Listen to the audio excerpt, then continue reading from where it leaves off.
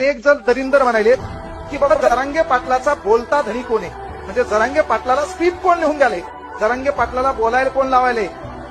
तर लक्षात घे बाब्या, जरांगे पाटलाला बोलायला कोण लावायले, जरांगे पाटलाला बोलायला कोण लावायले कळलं का.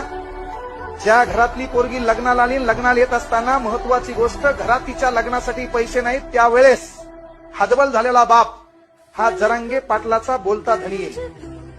कळलं का. मार्क जास्त पडले पण तो नोकरी लागला नाही आणि त्या पोराचे अनेक प्रश्न निर्माण झाले. म्हणून त्या प्रश्नासाठी जॉब विचारणारा गोरगरिबाचा बाप जरांगे पाटलाचा बोलता धनी.